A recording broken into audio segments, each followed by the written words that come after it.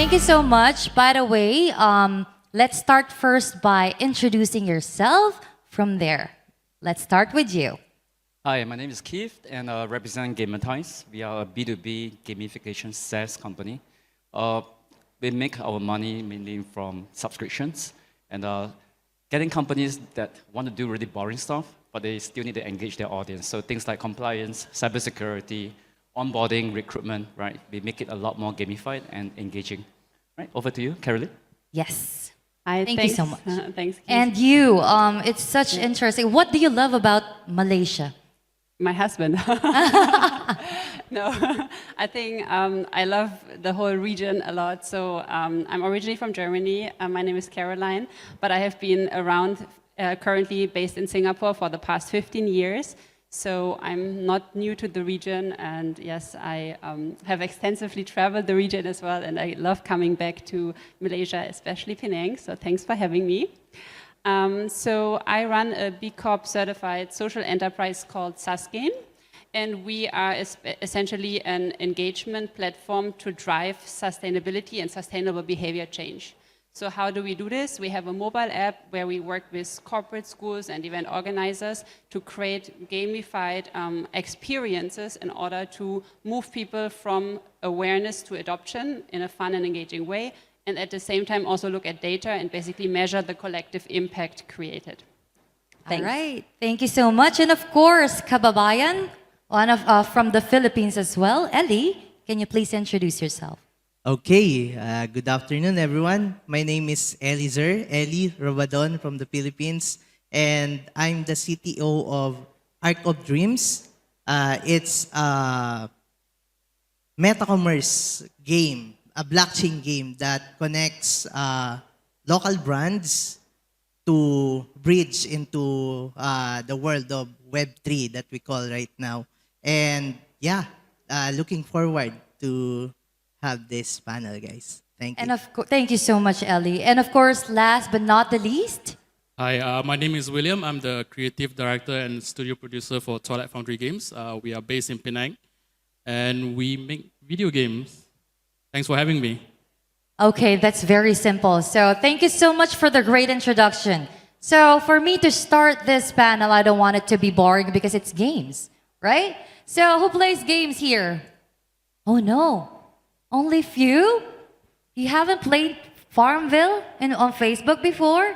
But yeah, so of course games, we all know ever since childhood is really the best way for us to rest, relax, and at the same time unwind after our work in our daily lives. So of course, the best information here that we will tackle is about climate activism.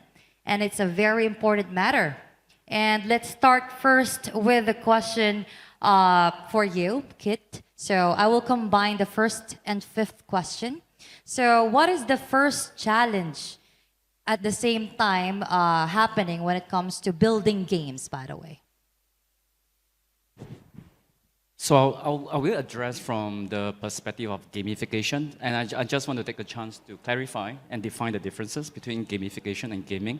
So gaming has a very specific purpose, right? It's for entertainment, right? A lot of people play games not to do compliance training, right? But typically, gamification is more like a strategy and process companies do, organizations do as well, right? Even governments do it to engage their target audience in a specific purpose. So I think for like climate activism, I think the number one challenge that we see is that I think there's not enough awareness, right? There's not enough interest, right? There's a lot of users are apathetic to the cause, and I just want to share we do a lot of work in this space with SMU, Singapore Management University, right? We work with the students to use our platform to create games for gamification experiences for sustainability. And what happened is that we will ask the students, can you name me one campaign? They cannot even name a single one. Wow. Right? They can't name a single one. Even 5 minutes ago, we flashed on the PowerPoint slide 3 campaigns. Right? That's the biggest one in Singapore. Right? They cannot even remember. This means that they were not even listening. So this is one of the challenges that I noticed in climate activism, and I think gamification can help with that.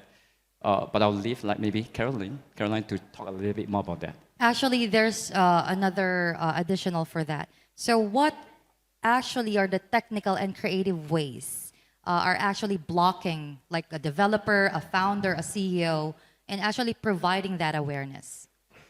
I think first and foremost, right, to develop a website or an application, although it's much cheaper than before, but this is still very seen as a non-profit initiative. It's still, the business value is not immediately clear some years back, but now it's getting clearer, right? Companies have to do ESG reporting, etc. But in order to engage your target audience, it requires a lot of testing. It requires you to have a great mindset of creating content. You need to be funny, you need to be viral, you need to be engaging, right? At the same time, you need to create like bite-sized content. So, gamification is just a small part of the puzzle, right? There's so many things to unlock, right? And then on top of that, you have to manage the community, right? The extremists, right? The extreme activists and the moderate ones, right? And there are always even at loggerheads in the Facebook community. I mean, just a fun fact, right? I actually met her. We actually met online like 2 years back, I think, 1 or 2 years back. But this is the first time we met today, right? But we are in this community where there's so much noise around the Facebook group. So I think this is some of the challenges that you're dealing with, right? If you want to do climate activism. Thank you so much. And by the way, activism is very, very, when it comes to the Philippines, it's just like a very bad reputation when it comes to the term activism. It's just like they're going to burn flags already when it comes to what they're fighting for. But at the same time, we're going to change the perspective when it comes to this, right? So I want to hear your insights. Thank you so much, by the way, from you. Thanks. I think as a terminology is a very important topic to tackle, and we have to see what words we use for which audience. So when we started Saskin, we used a lot the terminology sustainability. Oh, do you want to adopt a more sustainable lifestyle, or we are helping you to become more sustainable? And then we realized, oops, people don't understand this. What does sustainability even mean? And it can mean many different things to different people. So we said, how can we simplify what we actually are all about? And now we say, our app helps you to do good. How do we do good? Three simple ways. There's things, activities you can do to reduce waste and pollution, things you can do to lower your carbon footprint, and things you can do that improve your personal or the community's well-being. And suddenly, with this simple context and concept and color coding, we could even explain to primary school kids what sustainability is all about. And so I think simplifying the terminology is one important factor. At the same time, when you're then talking again to your project stakeholders, which in our case are also B2B, they need to know how what we are doing on a front end in a very gamified way actually also relate back to serious data, and how can the data that our app captures and produces then be part of their GHG Scope 3 reporting, for example. But we cannot bother the end user with this type of information because they just don't care. So we have to really break down that complexity and come with very simple messages, with very small actions, and demonstrate to you how with these individual actions you can be part of something bigger. So that's what I would say to that, yeah. Thank you so much, and great insight. So I want to add on, I actually also have a game before. So I stepped down and it was acquired recently. So it's actually a play and earn concept. So we all aware, and it's been running in the news for 2 years now, about playing and earning in the crypto world. So basically, we raised $2.4 million as well during 2021. And at the same time, we used consciously a blockchain that is supporting the environment. So there's a connotation and bad reputation as well when it comes to the blockchain and crypto, right? That's it's all about the mining rigs, it's affecting Mother Earth.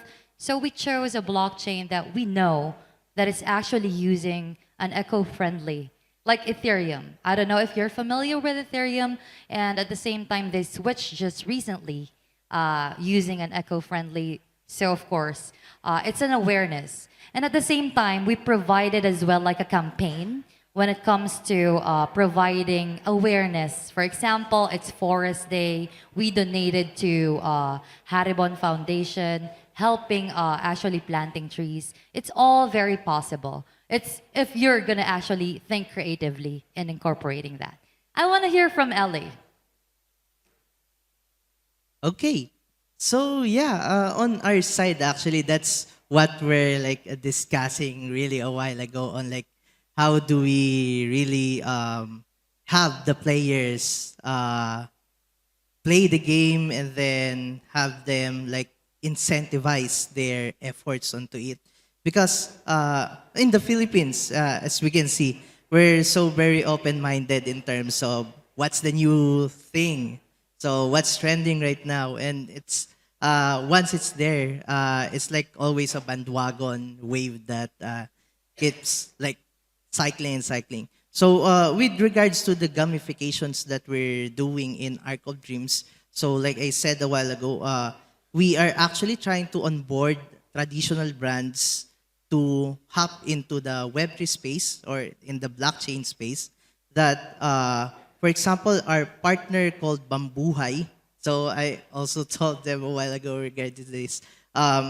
We created a concept scenario inside the game wherein they will do some like planting and any actually kind of activities that will let them earn a points, and then from that they will then redeem it, and if they choose the bambuay, then they will get that specific toothbrush that is made from bamboo.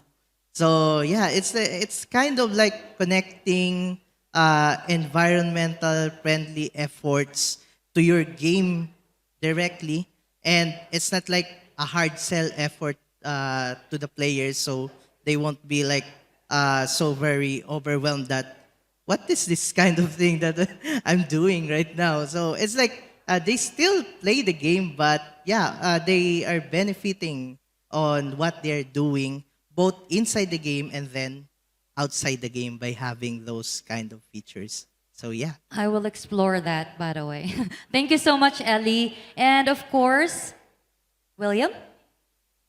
Right. So, Twilight Foundry, we don't really do such fancy things like the three esteemed panelists over here. We mainly just make video games. We make traditional video games, single player experiences, nothing fancy like blockchain tech and everything. But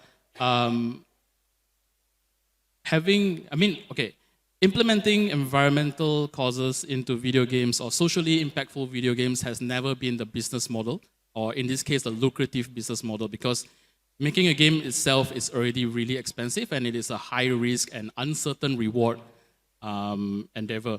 So even making normal games like your normal fighting games, shooting games, and everything else, it is already like a gamble itself already. So going into socially impactful games, the market is so niche that it is not a really smart business model to go into, especially for normal video game developers. But I would like to share an experience that I've gone through earlier this year, whereby my team and I, we joined this thing called the YCL Game Changer. It is like a hackathon that we make socially impactful games. It is in collaboration with the US Embassy and a social enterprise called BGBG Initiative in KL. We've learned so much. We have no idea that it forces us to think very creatively, like how can we create games that are socially impactful, but at the same time still fun and educational to the masses, right? That is the thing, like even finding your target market inside the video game industry, it is already hard enough. But finding people who share the same value, for example, socially impactful elements, it's even harder. It's like finding a needle in a haystack, literally. We don't even know where these people hang out or where do they interact. Maybe Facebook groups, but what about the more later generations, the Gen Zs? Are there such people? We don't know, actually. We're still in the dark. I just want to ask everyone a question. Have anyone played this game called Dumb Ways to Die? Yeah. Right? you're familiar with the game, right? So did you know that actually that game was commissioned by the Transport Authority in Australia? Nobody knows that, right? And did you know why they introduced the game? Yeah, because people were getting into so much accidents. So they created a game to get people to be safe on the roads, right? When you cross the road, don't fall into the train, right? Don't fall into the tracks. But it turns out to be an extremely viral and fun game, right? It created a series of franchise. And part of me was thinking, why not a game, dumb ways for Earth to die? Right? Be very radical and contrarian, right? That could be a possibility. You still could have the entertainment. It's entertaining to not die, like in the game. Why not entertaining for Earth not to die? Yeah, that's a possibility. It's actually like thinking creatively when it comes to the ecosystem and implementing the gameplay. You know, I studied everything when it comes to the structure in making games. And it's really not that easy. And it's it's a long time for you to be able to create such gameplay, especially like, for example, League of Legends. You know, just imagine how many years they've actually done that. Right? And at the same time, they should incorporate when it comes to ecosystem because I haven't heard any campaigns yet. But for sure, I know they will. And of course, the next topic, the next question is all about collaboration. So Ellie mentioned that. Collaboration is very important when it comes to this. I told you earlier that we partnered with Haribon, we partnered with a lot of organizations like we are trying to actually partner with United Nations as well. At the same time, when it comes to providing a lot of information about ecosystem for the eco-friendly part, activism. And at the same time, how can the gaming industry form meaningful collaborations when it comes to environmental organizations to create impactful games? For example, Grab. We all know that Grab is basically when we order, you have an option for you to be able to donate. And at the same time, Gcash, I'm not promoting Gcash. So Gcash actually has 10 million users in the Philippines. And basically, once you cash in, you can actually have the option to own your own physical tree. And that's very possible. So I want to know your insights when it comes to collaboration. Well, I think it's so difficult not to collaborate, right? Collaboration is the only way to do something for the environment. And I think like how Gamertize sees environmental sustainability is we work with SMU to create a lot, we collaborated with them to create a lot of gamified content templates that companies can adapt. And when they adapt them, right, they roll out to their employees.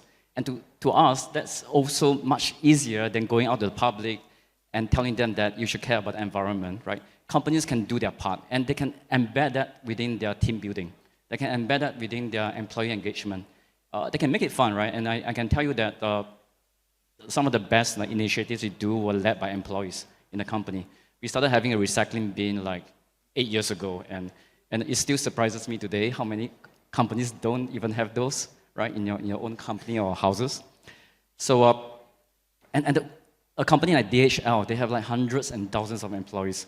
You know, you just have to work with one company to get like that mess compared to going to so many groups to get 100,000 of users. And I also remember like Caroline was working with the government, the Singapore Tourism Board, right, to roll out for the Singapore Light Festival, SARS-GAIN, right? Yeah, so it was you see, I think one way of collaboration is that don't tell your target audience you're doing something for the environment, right? Embed it as part of a trail, a tourist trail, you embed it as part of another campaign, right? Because that way you get to draw them in slowly. Yeah. Thank you so much. And of course, you. Sure, thanks. Yeah, so the event you mentioned was the iLight Festival, which is like a large-scale public event happening in Singapore throughout the month of June. And it's actually a sustainability light festival. But the problem with the festival is that people would go there because it's like nice event out. You'll see all of these colorful lights, but nobody knows that actually it's sustainability themed and that all of these art pieces have a sustainability story to tell. And so that's where we came in and we said, okay, how can we gamify this? How can we tell the general public about these sustainability stories? Because our attention spans are short, people don't have time and energy to spend. And so we had little QR codes at these different art pieces. You take the app, you scan it, you do some quizzes, and as you complete a challenge of, like visiting 5 to 6 art pieces, you can then stand to win prizes like a staycation or dining vouchers or something. And so this is also a gamified way of bringing maybe more boring sustainability information to the masses in a gamified way. But maybe coming back to the original question, right, which was on the partnerships, I think it's extremely important. And for us, we see this as an opportunity to also create impact. So, for example, on the Saskin app, the way it works is you practice different types of eco-habits and you earn points for that. And so the way that you can use these points is to either plant trees, remove trash from the ocean, or donate meals to children. And so we have actually charity partners that are linked to these causes, and for every virtual tree planted in the game, a real tree is planted for you. And I think there's one thing that I also want to highlight, which I see a lot, is that airlines, Grab, and so on, they all have these kind of mechanisms where you can plant trees and do good, but the onus is always on the user. So you have to pay extra, right? It costs you more to offset your carbon of your trip, for example. But I think this is very hard, and when you look at the usage, you will see that only a very small percentage of the customers is actually using it. And I think we need to kind of try to see how can we change that narrative and move it in a way that the reward gets a real incentive. So in the case of Saskin, actually, you are getting the tree and we are actually paying for the tree, and we are making sure that you are just getting it as a reward, because then the perceived value is very different, and the engagement goes up because people feel like, oh wow, I just need to, like bring my reusable container or recycle my waste, and I get a tree for real, right? And I think then it's a very different narrative than just saying like, okay, top up another X% to get your tree. Thanks. So before, it's really impossible for us to do it without the technology, unless you will actually go there physically, right? But at the same time, this is very important for us to discuss so that most of the builders, the startups, can actually create something impactful, right? For example, here, I do have a certificate already from G Forest, and it's planted somewhere in the Philippines, and it's very authenticated. You can see it. I actually have 5,000 grams already for me to plant. I can choose whether it's in Luzon, Visayas, or Mindanao. So it's a gamified way for you to be able to incorporate that when it comes to your startups. And it's very important for us. Why? Because we live here on Earth. So this is actually my own perspective when it comes to this topic. Let's just actually respect when it comes to the one that we're living on, right? And thank you so much, by the way. And Ellie? Yeah, well, I think the spirit of collaboration is really fired up in the Philippines, because on our side, in terms of Arc of Dreams, we are very much humbled to be partnered with the big enterprises in the Philippines, such as PLDT Enterprise and Union Bank, to say the few, no? So having those kind of collaboration, being able to get support to your co-startups, builders, will really it's kind of lifting each other up together for something that we are both aligned and believed in.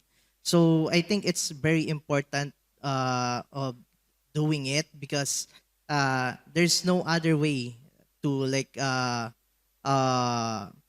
be success in terms of fighting the climate change, but rather than we cooperate with one another. So yeah. Correct, especially during pandemic. So for 2 years, Mother Earth actually took a rest. And you can see the difference when it comes to how we breathe, how we go out, and it's very fresh, right? Unlike now, it's coming back. But at the same time, this activism is not really like, hey, let's go ahead and promote this and implement this. So it is an awareness for everyone. Thank you so much, Ellie, and of course, William. Okay, so personally, I believe partnership and collaboration is really crucial in order to bring up anything, right? We need to come together to build something meaningful that can probably be our legacy. But there is an issue that I feel, okay, I'm speaking from the game development perspective as part of the industry. There is just not much grant initiative for us to dabble into socially impactful games. We are already having issue with collaborating with other developers because everybody, first thing they say is, can we break even? That is the first thing. Because to make a simple game, you need at least 50 to 100,000 ringgit. That is like the bare minimum because you have so much overhead costs. You need the art, you need the sound, you need marketing, you need community, and then you need someone to manage everything. And then at the same time, you need someone else to speak to the stakeholders. So the overhead cost over there is just, it doesn't make sense anymore financially. But I am starting to see, actually I'm quite glad to be able to start seeing initiatives from NGOs who has attained grants from other avenues, and they are looking into trying to gamify the processes, whether if it's in edutainment or is it through a different kind of partnership. But because as game developers, we know what player wants. We have studied the psychology of how to create game loops that are addictive to players. And then at the same time, for example, an NGO who does, I don't know, climate change, who is in the climate change area can provide us with the information that we need. Because as the game developers, we only know how to code and draw, but we don't really know like the meat of things, right? And if we would be doing something that is not accurate, then we get cancelled. And we live in a society right now that is just so easy to get cancelled. It's just an overnight thing. But going back to the question, I do believe that there should be a partnership, but that it has to be financially, it makes sense as well in that case. Actually, that's the reason why Cradle is here. I'm just kidding. So, of course, Cradle is enabling startups when it comes to that, right? So, this is an awareness also when it comes to Cradle. So, you can hear the voices of the developers and real life experiences, especially for those who's actually funding something, funding startups. So, me too. I actually had an experience really as a Filipino being discriminated raising funds. I'm a Filipino. Filipinos are scammers. So I have to fight that. I have to believe in myself when it comes to raising funds. And at the same time, it's really not easy for the cause and for actually to us to look for someone who will believe in what we see, right? So thank you so much. You want to add on something? Yeah, I'd like to actually add, no? Because, like, bro William, sorry, bro. So, we're actually, like, I myself is a developer. So, I mostly do the programming on our company back in a few years ago. But, yeah, having been involved in Arc of Dreams is like, the main company that is holding the Arc of Dreams is called InnoVentures. So it's an innovative impact group holdings that incubates actually games such as Arc of Dreams. Okay, so we can see already in the Philippines that both the adoption of Web3 and climate change and eco-friendly efforts are really being supported right now. So I think, yeah, what we really need to do right now is to give more voice, more access to the developers to let them know that this kind of efforts now exists. Because most of the time as a developer, we really often don't have a spotlight to voice our needs and concerns. So yeah, I myself, I'm really an introvert. So I just force myself to get out of my comfort zone, talk about what we need, what our beliefs, and yeah. So here we are right now. Thank you. It's a great combination because it's from different roles at the same time. So thank you so much, Ellie.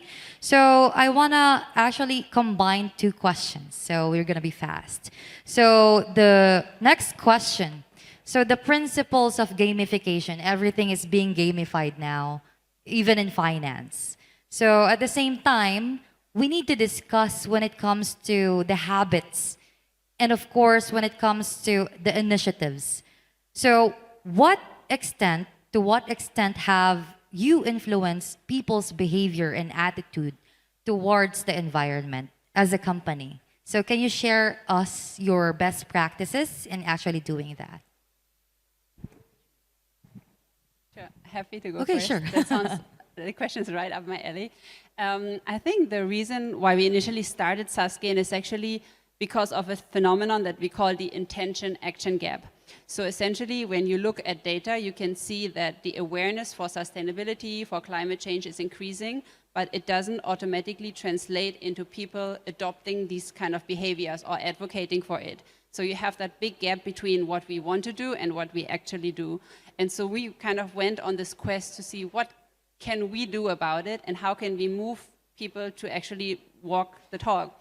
And then when we kind of try to demystify it, we saw there's a few problems out there that we have to solve, which one of them is the language we use, and I think kind of democratizing it. Sustainability is not something for a niche, like part of our community, but how can this be something accessible for everyone, and how can it meet different types of needs?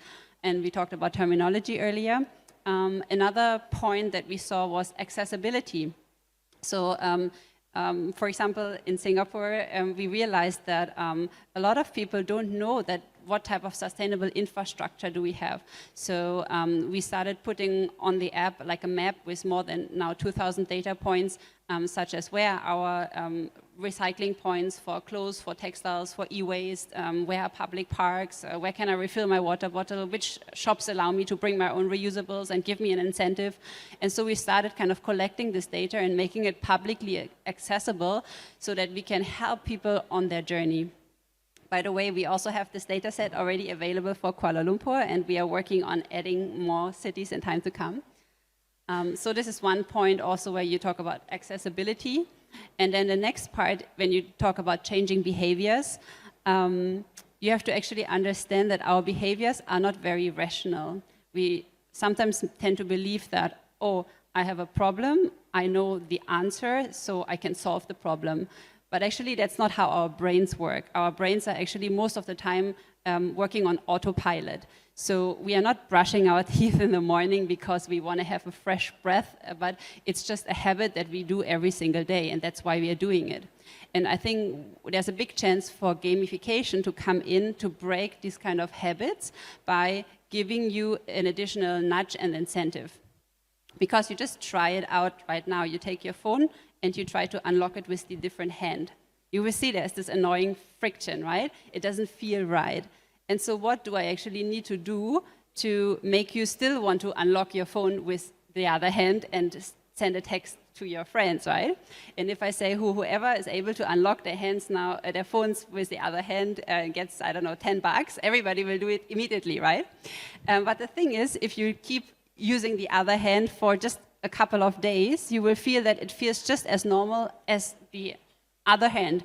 And you can probably use both of your hands to unlock your phone and send text messages. And this is exactly when we have basically recalibrated our autopilot and when we have learned a new habit. And so a lot of the focus of the work that we do is actually trying to really work on this very critical first moment to initiate the change by making it easier for you to get started and using all of the whole tool set of gamification methods out there, because once you're already on the journey, the likelihood that you're going to continue and that you're going to continue practicing this habit is much higher. Yeah. Thank you so much. Any takers for that? Well, What's the question again? No. The question is basically, what are the initiatives that you've done within Arc of Dreams when it comes to this movement? Yeah, so I think the one thing that is really well defined on our side is the partnership with Bambuhay and Arc of Dreams. We're in the bamboo toothbrush is being like give as an incentive to the players. So aside from that, we the main goal right now of Arc of Dreams is really to intensify the message that they can finally have their brands on board on Arc of Dreams and utilize the affiliate mechanics that we have so that we can further do collaboration and gamification and marketing each other at the same time. So yeah. All right. So, William, how about you? Okay, so we have never done any socially impactful games for that matter, but going back to the YCL Game Changers program, we made a game called Sea Along. So it's like the sea, and then it's just along. So the game is about catching rubbish and trash debris from the sea that's washed up the waves. And we did it in the way that we had subject matter experts that are present, that we can tap into their expertise to understand what is the actual issue that they are facing and how can we gamify in the way that we can send a message. So in the game, the way that we did it was if you fail to collect a certain amount of trash, your next level is going to be dark and gloomy. There will be mutated fish. There will be sea creatures that are not supposed to be there and everything. But if you manage to hit the goal or go above, you will be presented with a much more brighter level. The song is going to be much happier. And then, and then you play as a mermaid that got washed up onto the shoreline and you're trying to get back home. So that is like the closest thing that we have done for climate change. But we've also done something for probably not remotely close to climate change, but something that is within the same thing. We've done a game to raise funds for Cat Beach Penang. So they are a shelter that is based by the beach. When we visited there for the first time, it was really bad. Everything is run down and everything. And so we made a game where you manage just a cat cafe and you just feed cats and then they will give you items and then rinse and repeat. But we managed to raise it's not much, but we managed to raise about 100 USD, which in turn translates to about 400 ringgit, is enough to feed all of their 120 cats for a month. So that is one thing that we've done. We feel that it's quite proud, but it is still a pilot project because it is not sustainable as a business for us to keep doing this kind of thing. But we are still trying to actively explore, not making games, but trying to find ways on how can we reduce our digital carbon footprint. Because as game developers, we are always in front of PC. We will buy hardwares, upgrade them, and what happens to the rest of the parts? It's either it will end up in the trash or we just sell it off to someone else if it's still workable. Usually it's not. So what happens after that? So what we did was we would try to recycle them as much as we can, try to find friends or any other businesses that does e-recycling, collect as much as we can and then give it to them. What happens after that, we don't know, but at least we feel that we've done something as much as we can. Another thing is probably to encourage working from home because you're going to be at home the whole time. So you might as well just spend more time at home. And we also encourage them to get energy-saving stuff for their hardware equipment. Thank you so much. And do you want? Okay. So actually, this is a huge topic, to be honest, about climate. It's just like for Miss Universe question, right? And it's all about gaming. Basically, here is really a personal awareness. It all starts with ourselves, basically, because the gaming industry is big.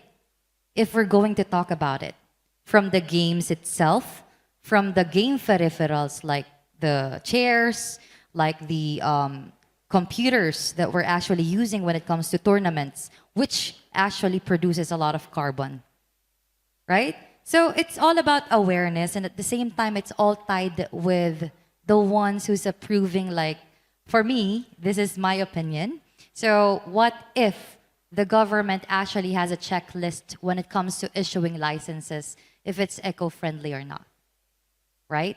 So it's just my own piece of opinion and my own little imagination. But I know that there's already programs for that.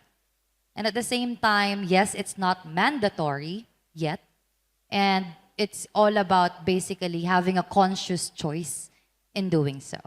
So the last question, I've combined everything because mostly we tackled everything, even the implementations, the marketing. So what are the best ways for us to basically provide more awareness, and at the same time, when it comes to sharing the trends, so how can we actually focus on the broader gaming industry, on what I've spoken about, right? Again, it's big, even from the servers that we actually use as a developer, right?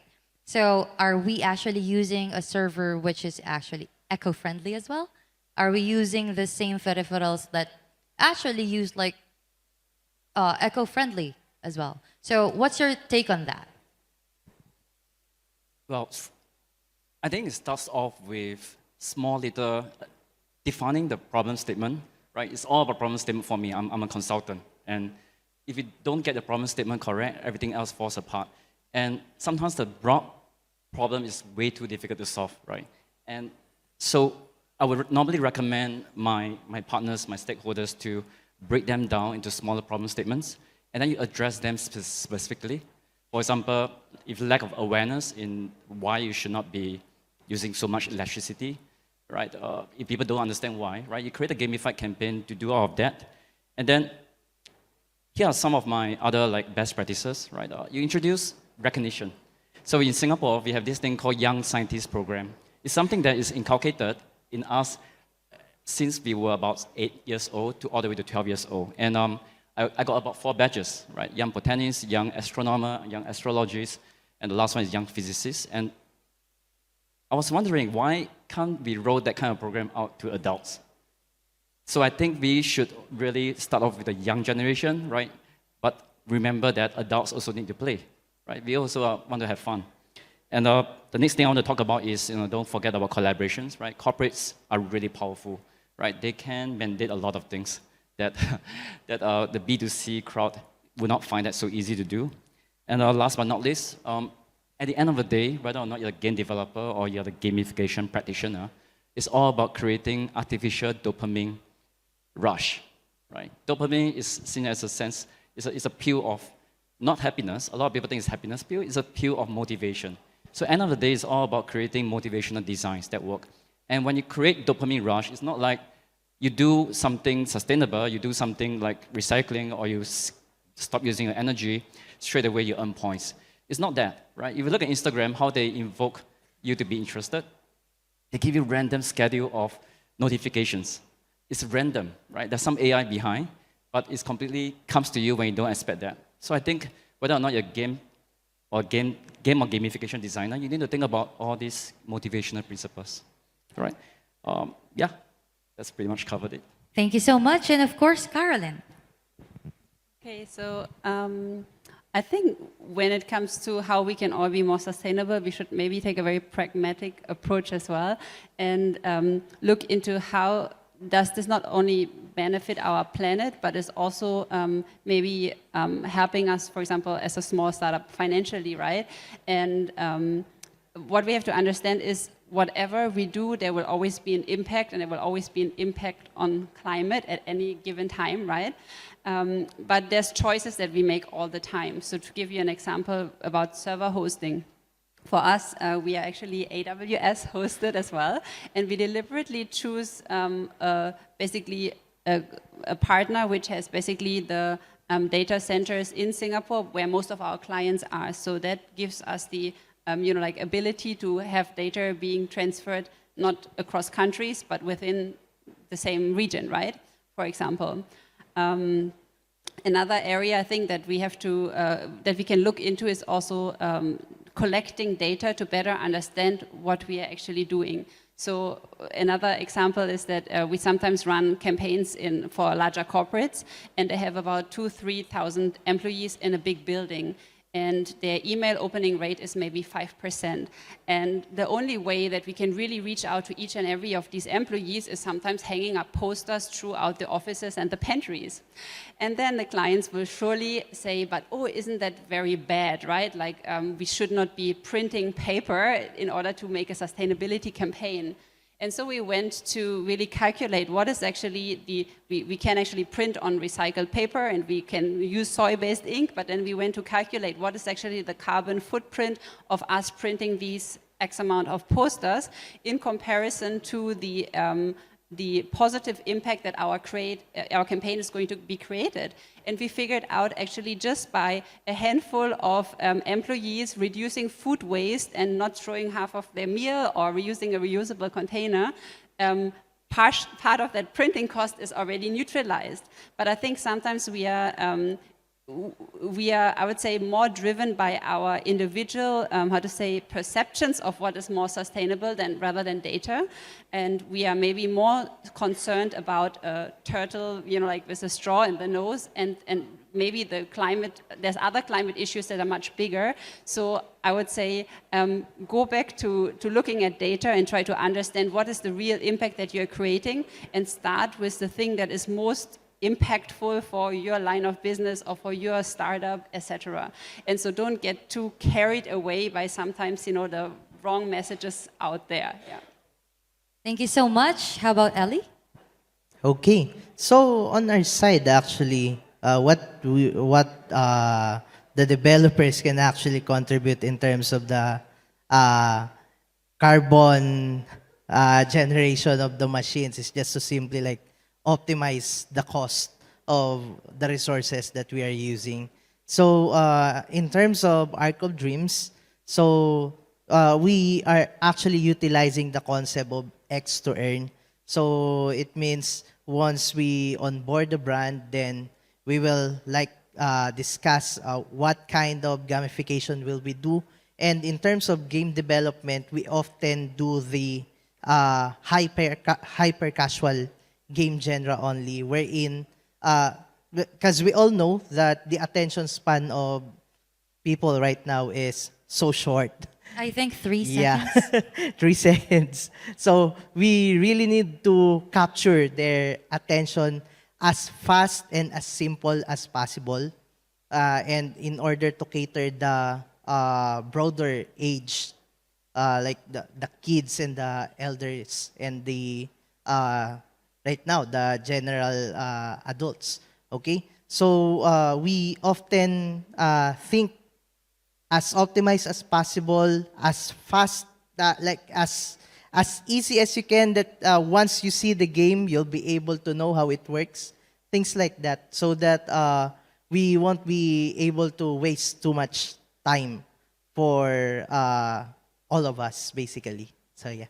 Thank you so much. And of course, I want to add on that before we actually conclude the panel. Who is the best, who is the most famous person in the whole world who's actually doing this? Do you know, guys? No, it's Tesla. So basically, when it comes to environmental friendly, he's doing that already. Before, it's very impossible. From impossible to reality, Tesla is already running in most countries now. And at the same time, when it comes to Asia, Malaysia is also one of the countries that's actually doing that when it comes to ESG. So you know ESG, right? So ESG is basically the business process of choosing wisely when it comes to investments. So environmental, governance, and societal. And I hope that this is actually like a good awareness that most of the programs are basically providing. ESG, the business process. And did you know that in Singapore, Vogue and BMW recently had a collaboration when it comes to providing a design competition for eco-friendly design for their cars. So it's already happening. We just need to actually be aware that it's happening already. And of course, the most famous one is basically Earth Hour. We do Earth Hour, right? So it's all around the world. And even in Bali, I went there for the whole day. They do have like no electricity at all. They just need to praise. It's just like their new year. And Indonesia is very well known when it comes to promoting ESG as well. That's the last panel that I actually moderated last year along with the government of Indonesia. And they're actually doing that. I hope it will happen in the Philippines, right? So last but not the least, William. Okay, so definitely more funding for R&D. As a game developer, we need to know, okay, we already know what attracts players, but when it comes to socially impactful games, how do we attract them while incorporating these kind of elements, right? So here's a pitch. Have anyone played Pokemon Go? Yes. Yeah? Everybody? I'm pretty sure even though you didn't play also, might have heard it was the craze pre-pandemic, right? So here's the pitch. Similar to Pokemon Go, you walk around, it's a geolocation game, but you walk to places where it is prone to have trash. So riverside, the seaside, roadside, anywhere, you pick up the trash, and then you get you scan it with your you get incentive. Ooh. You scan it, you deposit it into one of many probably trash cans that is recognized by the app, and you get incentives to exchange for points that you can exchange for vouchers, then use the vouchers at participating outlets in your region. It's a great movement, or recycle to earn, right? Yes. So on one hand, you are walking, so you're reducing carbon footprint. On the other hand, you're picking up trash, you are cleaning up the place, your community. And then thirdly, you're getting rewarded for it. So that is an incentive for you to, do good for your community. William, I just want to share a quick story. One of my clients did that game where you take a picture of a trash in the school and you earn points. What happened was the students were throwing trash. That they were taking photos as well, right? But you know what? It still works. It's still okay because people were cheating, but they are creating the awareness, right? So it doesn't matter whether they're cheating or throwing trash to take photos, there's still awareness.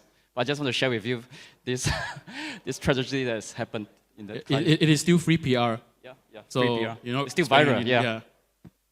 And by the way, just to close it off, so basically this, now I just realized that this topic will affect the generations to come, to be honest. If you actually know the song from, what do you call this? I believe the children is our future, right? So this is basically for the generations to come. For us to be aware that we are here to basically not really save the planet, because this needs to be collective. So it needs to be, because what if your generations will actually experience climate change and we might not know it? We need to start now, and we need to be an advocate. We start in our own house, basically. We start in ourselves. Me, or each and every one of us here sitting, talking about this, but we're basically throwing trash just anywhere. So it's self-awareness, and I hope that this is a big impact that will happen, especially for the founders out there building a lot of things, because this one is for the generations to come, and this is for the future. Thank you so much, everyone.